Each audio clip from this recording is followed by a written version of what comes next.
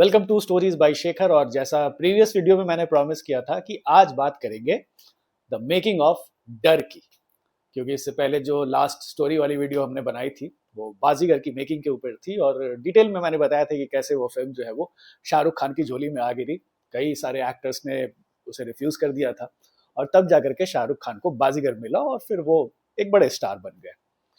बिल्कुल कुछ इसी तरह की कहानी थी डर की भी। डर भी जो शाहरुख खान को ऑफर हुई वो तब हुई जब कई सारे लोगों ने इस फिल्म को रिफ्यूज कर दिया था। डिटेल में उसके आएंगे, लेकिन उससे पहले हम बता देते हैं कि ये डर का कॉन्सेप्ट आया कहां से था। देखिए, यश चोपड़ा ने डर डायरेक्ट किया था, ये सभी जानते हैं। और जिस वक्त उन्होंने ये फिल्म बनाई थी उस वक्त वो काफी खराब फेज से गुजर रहे थे। अगर आप पूरा 80s अगर आप देखोगे यश चोपड़ा के करियर का, तो सिलसिला फ्लॉप हो गई, मशाल नहीं चली, विजय फ्लॉप हो गई, फासले फ्लॉप हो गई, और उन्हें एक टाइम पे लगा था कि अब दुकान जो है वो बंद करने का नौबत आ चुका है। फिर समहाउ चांदनी उन्होंने बनाई और उसको भी लेकर के बहुत सारे अप्रीहेंशंस थे, लेकिन चांदनी जो है वो ब्लॉकबस्टर साबित हो गई। तो एक करियर बूस्ट मिला यश चोपड़ा को। लेकिन उसके बाद फिर जो है वो एक खराब फेज आ गया। एक फिल्म बनाई उन्होंने परंपरा, जिसमें आमिर खान थे, सैफ अली खान थे, सुनील दत्त, विनोद खन्ना, रवीना टंडन, नीलम। और वही वो दो फैमिली की दुश्मनी की कहानी थी। और वो हालांकि नाडियाड वाले प्रोडक्शन की वो फिल्म थी। यश चोपड़ा ने उसे डायरेक्ट किया था, लेकिन फिल्म बुरी तरह से फ्लॉप हो गई थी, बड़ी बेकार से फिल्म भी थी। परंपरा फ्लॉप हो गई। उसके बाद यश चोपड़ा ने उस कहानी पे काम करना स्टार्ट किया जो उन्होंने चांदनी से पहले कंसीव किया था। वो थी लम्हे। लम्हे भी बनाई, एक अनकन्वेंशनल लव स्टोरी थी, लेकिन ऑडियंस को वो फिल्म पसंद नहीं आई। किसी को लगा कि ये तो इंसेस्ट टाइप की कहानी है, तो लम्हे भी फ्लॉप हो गई। अब यश चोपड़ा तलाश में थे एक ऐसे सब्जेक्ट की जो कि उनके डूबते हुए करियर को एक बार फिर से संवारे। तो हुआ यह था कि 1989 में ऋतिक रोशन और उदय चोपड़ा, जो बचपन में बड़े अच्छे दोस्त हुआ करते थे, उन्होंने एक फिल्म देखी थी डेड काम। उसकी कहानी कुछ ऐसी थी कि एक हस्बैंड वाइफ हैं और उनकी लाइफ में भूचाल आ जाता है जब एक क्रिमिनल सा इंसान जो है वो उनकी जिंदगी में एंटर करता है। तो ये कहानी, ये फिल्म ऋतिक और उदय ने देख रहे थे, तो उन्होंने आदित्य चोपड़ा को बुलाया, बोला कि ये देखिए, ये फिल्म बड़ी अच्छी सी है। तो आदित्य चोपड़ा को कहानी पसंद आई और आदित्य चोपड़ा ने सोचा कि मैं जब अपनी फिल्म बनाऊंगा तो इसी थीम पे बनाऊंगा, और उन्होंने टाइटल भी सोच लिया था, डर। इसी में जब आगे चल के जब लम्हे फ्लॉप हो गई और यश चोपड़ा और आदित्य चोपड़ा की आपस में बात हो रही थी, तो यश चोपड़ा के दिमाग में आया था कि अगली जो मेरी फिल्म होगी वो भी लव स्टोरी ही होगी, मैं तो लव स्टोरी ही बनाता हूं, लेकिन इस बार जो कीवर्ड होगा वो होगा ऑब्सेस्ड लवर का। तो आदित्य चोपड़ा ने यश चोपड़ा को वो वाली कहानी की स्टोरी बताई, डेड काम की, जिसमें एक हस्बैंड वाइफ है और उनके लाइफ में वो क्या सर्कमस्टांसेस जो है वो चेंज हो जाते हैं एक क्रिमिनल के एंटर होने के बाद। तो उसमें उस क्रिमिनल को यश चोपड़ा ने ऑब्सेस्ड लवर के रूप में क्रिएट करके हनी ईरानी से कहा कि इसका आप स्क्रीन प्ले लिखिए। हनी ईरानी फरहान अख्तर की माँ, और उनका काफी लंबा एसोसिएशन रहा है यश राज फिल्म से। लम्हे भी उन्होंने लिखी थी। तो डर की कहानी लिखने के लिए कही गई उन्हें। हनी ईरानी ने कहानी लिखी। अब बात आती है कास्टिंग की। तो जो सनी देओल का जो कैरेक्टर था वो कई लोगों को पहले ऑफर किया गया। इनफैक्ट इसमें सारे रोल जो थे वो दूसरे दूसरे कोई ऑफर हुए थे, बाद में ये सारे कास्ट फाइनल हुए थे। सबसे पहले यश चोपड़ा ने अप्रोच किया ऋषि कपूर को, क्योंकि ऋषि कपूर के साथ उन्होंने चांदनी की थी, तो उन्हें लगा कि ये जो हस्बैंड का जो कैरेक्टर है वो ऋषि कपूर से बेटर कोई प्ले नहीं कर सकता। ऋषि कपूर ने मना कर दिया। मिथुन चक्रवर्ती के पास गए, उन्होंने भी मना कर दिया। जैकी श्रॉफ के पास गए, उन्होंने ही मना कर दिया, क्योंकि जैकी श्रॉफ जो थे वो आईना में काम कर चुके थे साथ में, यशराज फिल्म की वो फिल्म थी। तो जैकी श्रॉफ ने ही मना कर दिया। तो फिर थक हार करके ये गए सनी देओल के पास। तो सनी देओल, और चूंकि यश चोपड़ा और धर्मेंद्र का रिलेशन काफी पुराना था, तो सनी देओल ये फिल्म करने को तैयार हो गए। जो जूही चावला का जो कैरेक्टर है वो पहले दिव्या भारती को ऑफर किया गया, उनसे बात बनी नहीं, तो फिर जूही को अप्रोच किया गया। जूही चावला ऑलरेडी यश चोपड़ा के साथ एक छोटा सा स्पेशल अपीयरेंस चांदनी में कर चुकी थी, और यश चोपड़ा के साथ तो हर कोई काम करना चाहता था, तो जूही चावला ऑन बोर्ड हो गई। अब बारी आती है शाहरुख खान के कास्टिंग की। शाहरुख खान का जो कैरेक्टर था वो एक ऑब्सेस्ड लवर का था और ये एक नेगेटिव कैरेक्टर था। तो जो यश चोपड़ा है, उन्होंने इस कैरेक्टर को बहुत लोगों को अप्रोच किया। संजय दत्त को अप्रोच किया, उन्होंने मना कर दिया। अजय देवगन को अप्रोच किया, उन्होंने मना कर दिया। सुरेश बेरी, उनको तक ये फिल्म ऑफर की गई थी, लेकिन उनसे ही बात नहीं बनी। तो फिर ये रोल गया आमिर खान को। आमिर खान परंपरा में यश चोपड़ा के साथ काम कर चुके थे, नए नए वो उभरते सितारे थे उस समय के, और जूही चावला के साथ उनकी पेयर जो था वो हिट था। आफ्टर कयामत से कयामत तक, और जो लव लव लव, तुम मेरे हो, बहुत सारी फिल्में उन्होंने की थी। तो उन्हें लगा कि आमिर और जूही का भी एक बार पेयर साथ में आ जाएगा फिर से, फिल्म के लिए अच्छा है। आमिर खान को अप्रोच किया गया, आमिर खान को रोल पसंद भी आया, लेकिन उनकी सिर्फ एक ही डिमांड थी कि हमें ज्वाइंट नरेशन दीजिए, मुझे और सनी देओल को, कि हम दोनों साथ में कहानी सुनना चाहते हैं, और उस हिसाब से ही फिर मैं अपने एक्टिंग मेथड को जो है वो अप्रोच करूंगा। यश चोपड़ा जो थे वो ज्वाइंट नरेशन के फेवर में नहीं थे, क्योंकि पहले भी उन्होंने इस तरह की चीजें देखी है। जैसे अगर आप देखो तो मैंने पहले भी कहानी सुनाई थी कि काला पत्थर जब बनी थी, तो उसमें ये होता था कि ज्वाइंट नरेशन दो, फिर सब में माथापच्ची हो कि नहीं मेरा स्कोरिंग पॉइंट ज़्यादा नहीं है, मैं इससे ज़्यादा पंचेस खा रहा हूँ, तो मेरा डायलॉग कम है, इस तरह की चीज़ें होती थी। तो यश चोपड़ा इसके फेवर में नहीं थे, तो उन्होंने आमिर को ज्वाइंट नरेशन देने से मना कर दिया। और इस तरह से फिर यश चोपड़ा ने ही आमिर खान से कह दिया कि हम लोग बाद में काम करेंगे फिर कभी। तो इस तरह से आमिर बाहर हो गया। अब इनको तलाश थी एक लड़के की, और जैसा मैंने बताया कि सभी लोगों ने इसे मना कर दिया था, तो किसी ने उन्हें नाम सजेस्ट किया शाहरुख खान का। अब शाहरुख खान जो थे वो टीवी इंडस्ट्री से आए थे, नए नए फिल्मों में काम करना स्टार्ट किया था, चमत्कार और दीवाना, दिल आशना है, किंग अंकल जैसी फिल्में उन्होंने की थी, तो नाम तो उनका हो ही चुका था। तो शाहरुख का नाम सजेस्ट किया गया यश चोपड़ा को। यश चोपड़ा उनसे मिलने गए, लोनावला में कहीं शूटिंग कर रहे थे शाहरुख खान किसी अपनी फिल्म की, वहां गए, और यश चोपड़ा इतने बड़े इंसान थे तो उनसे मुलाकात हुई। शाहरुख भी बड़े हैरान हो गए कि भाई इतना बड़ा डायरेक्टर हमसे मिलने आ रहा है, और उनको ऑफर किया गया। और इनफैक्ट लोनावला में जो मीटिंग हुई थी, उससे पहले वो लोनावला में शूटिंग खत्म करने के बाद जो शाहरुख खान थे वो लम्हे मूवी हॉल में देख रहे थे, और मूवी देखने के बाद किसी ने उन्हें बताया कि भाई यश चोपड़ा आपसे मिलने आए हैं। तो यश चोपड़ा से मिलने गए। यश चोपड़ा ने बोला कि मेरे पास एक रोल है, लेकिन वो नेगेटिव है, और मैं चाहता हूं कि तुम ये करो। तो शाहरुख खान ने उनसे कहा कि यश जी, मैं ऑलरेडी 2 नेगेटिव फिल्म में नेगेटिव कैरेक्टर वाला रोल पे अभी काम कर रहा हूं, तो मैं आपको पहले अपनी स्टोरी सुना देता हूं, जिन 2 रोल्स पे मैं काम कर रहा हूं। अगर आपको ये लगता है कि ये जो कैरेक्टर है वो आपके फिल्म के कैरेक्टर से सिमिलर है, तो फिर आप मुझे मत अब ये रोल दीजिए, क्योंकि फिर ये सिमिलर सा रोल हो जाएगा, मैं एक ही चीज बार बार क्यों करूं। और वो बहुत बड़ी ऑनेस्टली उन्होंने कह दिया, ऐसा नहीं कि बस यश चोपड़ा है तो लो पकड़ लो। तो यश चोपड़ा ने फिर उन्हें कहानी बताई कि ये कहानी है, और इस तरह के ऑब्सेस्ड लवर की कहानी है, साइकोलॉजिकल डिसऑर्डर है उससे। तो शाहरुख खान ने कहा कि नहीं, ये हमारी कहानी बिल्कुल भी अलग है, और वो इस तरीके से मान गए। तो अब हो गई कास्टिंग पूरी, फिल्म बननी स्टार्ट हुई। म्यूजिक जो है वो शिव हरी का था। शिव हरी जो है यश चोपड़ा के फिल्मों में सिलसिला के टाइम से म्यूजिक देते आ रहे हैं, और बड़ा कमाल का म्यूजिक भी दिया था।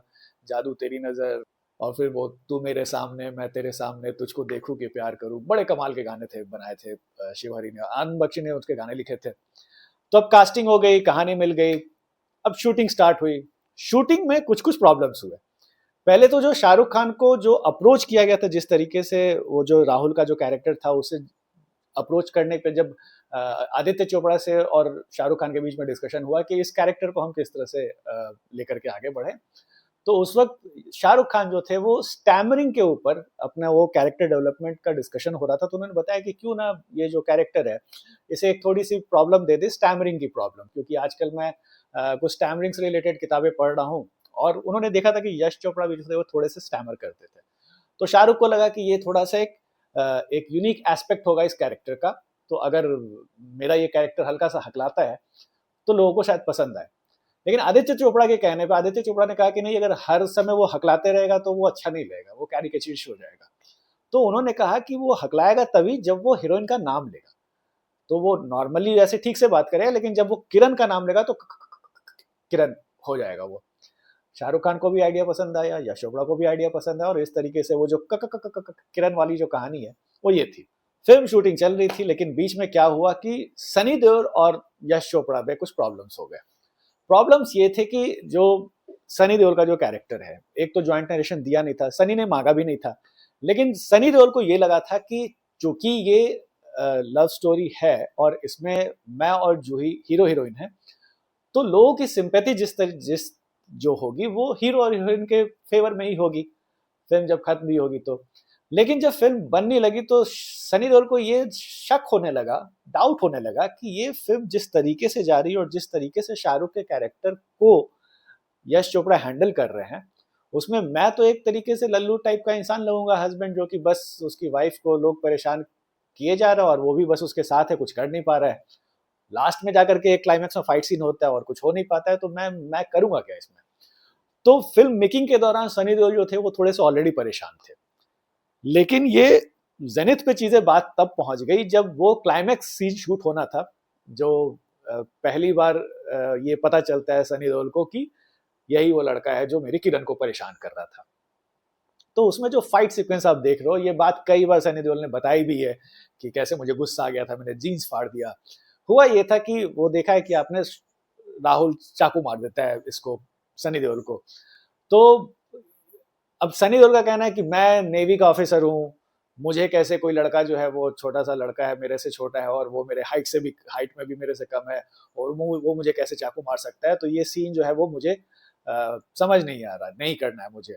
उस वक्त टीनू वर्मा उस वक्त शायद एक्शन डायरेक्टर थे, और उन्होंने ही बाद में बताया कि जो सनी देओल थे उस वक्त बहुत गुस्सा हो गए थे और गुस्से में वो जीन्स में अपना हाथ रखे हुए थे, और इतना गुस्सा आ गया कि उन्होंने जीन्स फाड़ दिया अपना। ये बड़ी फेमस कहानी है, अक्सर इनफैक्ट आज भी सनी देओल किसी भी इंटरव्यू में जाते हैं तो लोग उनसे यही सवाल पूछते हैं कि डर में आपने जीन्स क्यों फाड़ दिया था, और वो बताते बताते थक भी चुके हैं कि ये सारी चीजें थी और मुझे वो बात पसंद नहीं आ रही थी।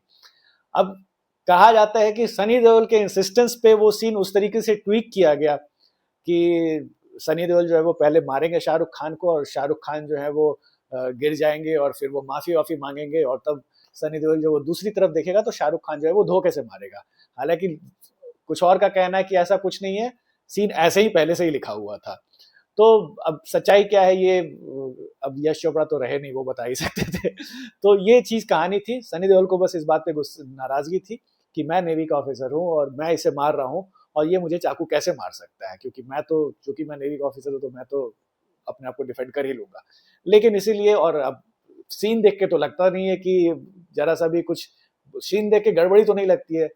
सनी देओल उधर देख रहे हैं और फिर अचानक से शाहरुख खान उन्हें चाकू मार देते हैं, और फिर वो डायलॉग होता है कि तुम बड़े अच्छे आदमी थे सुनील। तो ये सारी चीजें होती है। फिर क्लाइमैक्स होता है, क्लाइमैक्स में आपने देखा है कि शाहरुख खान की खूब पिटाई होती है, दम मतलब जबरदस्त तरीके से सनी देओल जो है वो सारा बदला निकाल लेते हैं शाहरुख खान से पीट पीट करके, और फिर वो उसको मार देते हैं। लेकिन प्रॉब्लम क्या हुआ कि सनी देओल को यही लगने लगा कि ये पूरे थ्रू आउट द फिल्म, एक तो मैं हस्बैंड हूँ इस लड़की का, मैं हीरो हूँ, और जो गाने भी जो है फिल्म के, जो अच्छे अच्छे गाने हैं वो शाहरुख को ही जा रहे हैं। तू है मेरी किरण उसका हैंथम बन गया है, फिर वो तू मेरे सामने मैं तेरे सामने, ये सारी चीजें जो है वो एक तरीके से ऑडियंस में शाहरुख खान के कैरेक्टर के तरफ एक सिंपैथी क्रिएट कर रहा है। और क्लाइमैक्स में वही हुआ, जब शाहरुख खान को गोली मार भी देते हैं सनी देओल, तो जो डेथ हो जाता है और वो मरते मरते शाहरुख खान यही कहते हैं कि मुझसे कभी नफरत मत करना किरण, मैं तुमसे प्यार करता था, समथिंग समथिंग। और उसके बाद जब वो मर भी जाते हैं तो बैकग्राउंड में वो उदित नारायण की आवाज में विदाउट म्यूजिक वो गाना बजता है कि तू किसी और की ना हो जाना, तू है मेरी किरण, समथिंग समथिंग जो भी है। अब वो देख करके, तो अगर आप पर्सनली मुझसे कहे तो जब मैंने भी पहली बार डर देखा था तो मुझे भी शाहरुख खान के कैरेक्टर के लिए सिंपैथी आ ही गया था। और ये सिर्फ मैं अपनी कहानी नहीं बता रहा हूँ, इनफैक्ट मुझे लगता है कि आप लोग भी इस बात से अग्री करते होंगे कि ये शायद पहली ऐसी फिल्म होगी जिसमें शाहरुख खान जब सनी देओल को चाकू मारते हैं तो लोगों को अच्छा लगता है। अब ये सोचिए कि वो हीरो होकर के एक विलन उसको चाकू मार रहा है और लोगों को मजा आ रहा है। इस तरीके से उस कैरेक्टर को लिखा गया था कि हीरो जो है फिल्म का वो तो एक लूजर सा दिख रहा है। और यहीं से बाद में आगे चल के जब फिल्म रिलीज हुई दिसंबर 1993 में, और बहुत बड़ी हिट हो गई। लेकिन जो फुटेज, जो सिंपैथी और जो प्यार शाहरुख खान के कैरेक्टर को मिला वो सनी देओल के कैरेक्टर को नहीं मिला। और सनी देओल ने फिर सोच लिया, इनफैक्ट उन्होंने इंटरव्यूज भी दिए और कहा भी कि Yash Chopra is not the man to be trusted, और उन्होंने धोखा दिया है और इनके साथ मैं कभी काम नहीं करूंगा, और इनफैक्ट उन्होंने काम भी नहीं किया। पूरी जिंदगी आगे चल करके सनी देओल और शाहरुख खान ने। लेकिन having said that, Shahrukh Khan के करियर के लिए ये जो फिल्म थी वो एक अलग ही टर्निंग पॉइंट साबित हो गई। बाजीगर ने उन्हें पॉपुलैरिटी दिखाई थी और दिलाई थी, और डर ने एक तरह से एस्टैब्लिश कर दिया कि ये तो वर्सेटाइल एक्टर हैं, वो हर तरीके का रोल कर सकते हैं और वो भी कन्विंसिंगली कर सकते हैं। और वो इतने विजनरी हैं कि जो चीज लोगों को नहीं समझ में आती कि इस कैरेक्टर में कितना पोटेंशियल है, वो शाहरुख खान समझ जाता है। क्योंकि ये पहले भी हुआ था, बाजीगर को भी लोगों ने रिजेक्ट कर दिया था कि ये तो नेगेटिव कैरेक्टर है, लेकिन शाहरुख खान ने किया उसको। इनफैक्ट बाजीगर और डर की शूटिंग भी जो थी वो साइमल्टेनियसली चल रही थी, साथ साथ ही चल रही थी, और बहुत बड़ा रिस्क भी था। अगर बाजीगर ही पहले रिलीज हुई होती, अगर फ्लॉप हो गई होती, तो हो सकता है कि इस फिल्म को भी लोग शायद नहीं देखने आते। लेकिन चूंकि बाजीगर बस एक महीने पहले नवंबर 1993 में रिलीज हुई थी, इतनी बड़ी हिट हो गई, और फिर जब पोस्टर्स लगे डर के और उसमें भी शाहरुख खान है, तो लोगों को तो लगा कि भाई ये तो एकदम back to back Shahrukh Khan की 2 फिल्में आई हैं, इनको देखा जाए। ऊपर से गाने वाने पॉपुलर हो ही गए थे। तो फिर जब डर रिलीज हुई तो लोगों में क्यूरियोसिटी थी, लोग गए देखने के लिए, और हीरो हीरोइन से ज्यादा विलन को ही लोगों ने प्यार किया। अब डर में आप देखिए कि जो परफॉर्मेंसेस थे, वो फिल्म फेयर अवार्ड जब हुआ तो उसमें जूही चावला को नॉमिनेट भी किया गया, शाहरुख खान भी नॉमिनेटेड थे शायद, लेकिन अवार्ड इन लोग को नहीं मिला। अनुपम खेर को मिला बेस्ट कॉमेडियन का अवार्ड, मनमोहन सिंह को शायद मिला था बेस्ट सिनेमाटोग्राफी का अवार्ड। लेकिन यहां से अगर आप देखो तो यहां से इस फिल्म के बाद से यश चोपड़ा और शाहरुख खान का एसोसिएशन जो है वो इतना स्ट्रांग हो गया कि आगे चल के यश चोपड़ा ने जितनी भी फिल्में बनाई, सब में शाहरुख खान होते ही होते थे। वो चाहे डर के बाद बहुत साल के बाद दिल तो पागल उन्होंने बनाई हो, या फिर उससे पहले डीडीएलजे में जो आदित्य चोपड़ा ने बनाई है उसमें शाहरुख खान थे।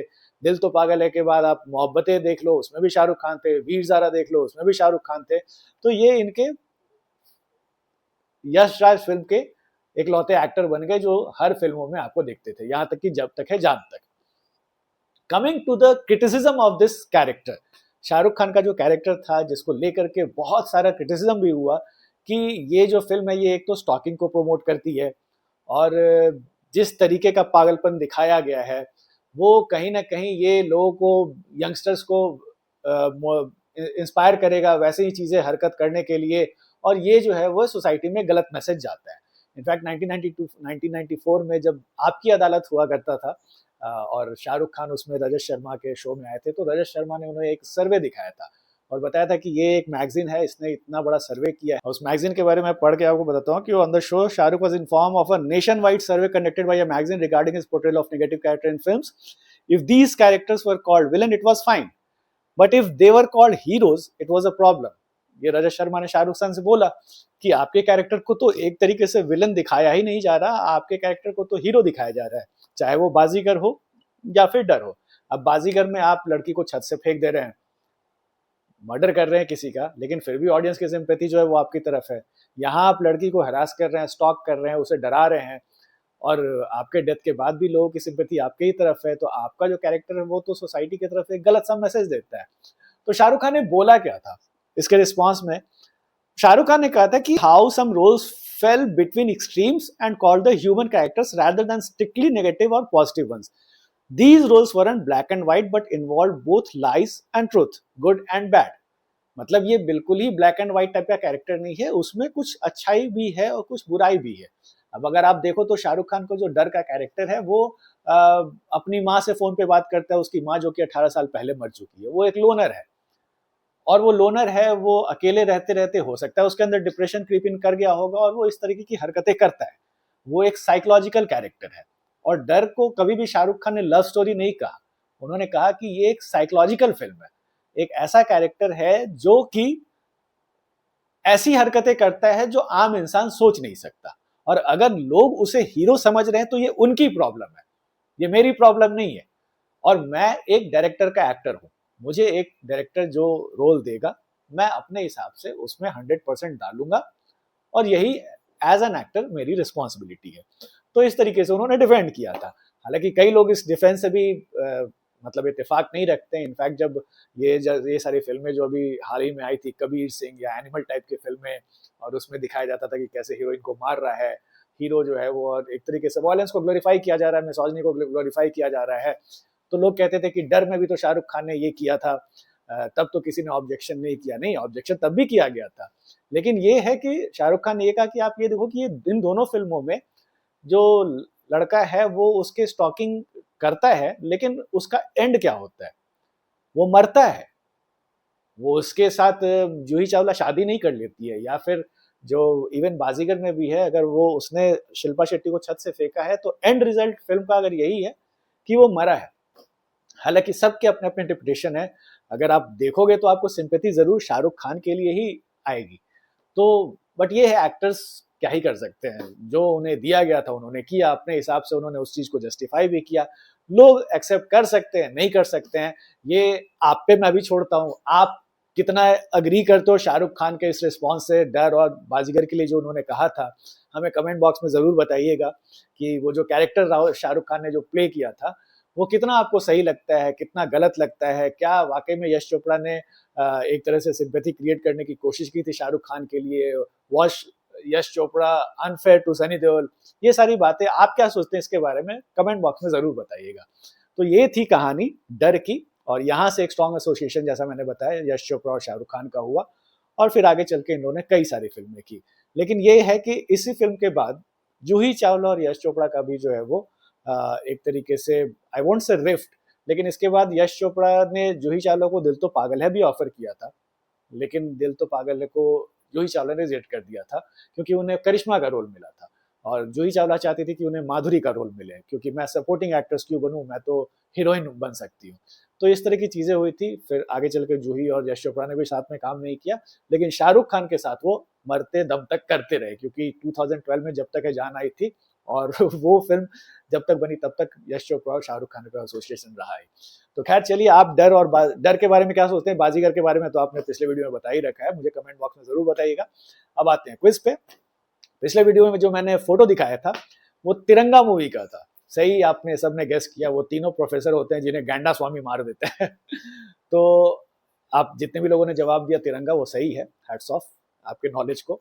और अब आते हैं आज के क्विज, और आज का डायलॉग है, हिंदी सिनेमा का सीन होता काटते समझ में आता, लेकिन अंग्रेजी सिनेमा का सीन काटने का मतलब, हम तो सीने देखने के लिए जाते हैं, और उस सिनेमा देखते हो जिसमें हीरोइन ऐसे करके टांग उठाती है।